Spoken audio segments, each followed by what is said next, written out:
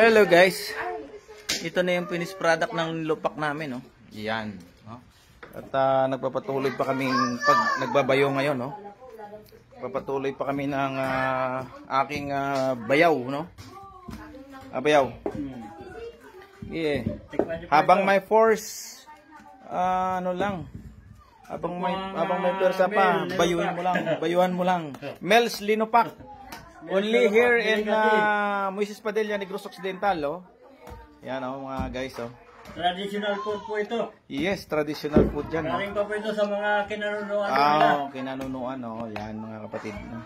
Sa mga marunong mag, ano dyan, no, guys. Marunong mag gawa nito. So, niyog lang yan, oh. Niyog, margarine, sukal, no. Saging. Tsaka saging.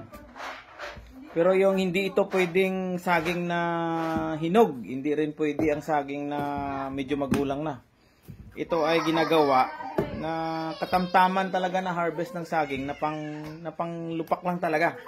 Hindi siya pwedeng bata, hindi rin pwedeng gulang na. Kaya guys, parang kasaba cake na siya kung titingnan, pero ito ay saging na saba. Yan guys, po-formation na natin kasi iro-roll natin siya sa dahon ng saging. That is why napakabango niya guys, no? Dito namin iro-roll para magiging bilog siya pagka kung dito lang po kayo, maano niyo talaga yung bango. Yes, ang bango, no? Ang bango ng saging. Ang bango ng ating product. Tapos iba yung ano niya, no? Iba yung maamoy mo, talagang parang naalala ko yung kabataan ko noon. No? At may nabubuo ding pagmamahalan, no? Dahil ang gumagawa nito ay mga nagliligawan dito sa amin, no? Babae ang nag-aasikaso, tapos yung yung bumabayo yung lalaki. Hanggang na nagkakaroon ng ng pagmamahalan, may nabubuong pagmamahalan dahil sa nilupak ng saging, no? Ilagay natin ito. Yes, only here in Negros Occidental, no? Oh, yan. Pwede naman natin gawin to kung saan din ng mga parte ng mundo, no? Na kung ano din yung style ninyo.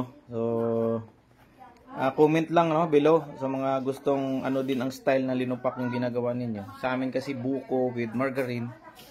Ang mas maganda dito kung mayroon pang sago, eh. Inahaluan namin ng sago para may iba naman, no? Nasa inyo naman kung ano yung gusto ninyo. Pero this is tradition kasi losong. Tsaka halo ang tawag namin sa kahoy na pinapambabato sa kanya, no? So, update natin ulit, guys. Ang sarap, no? Ang match dito yung kape barako, no?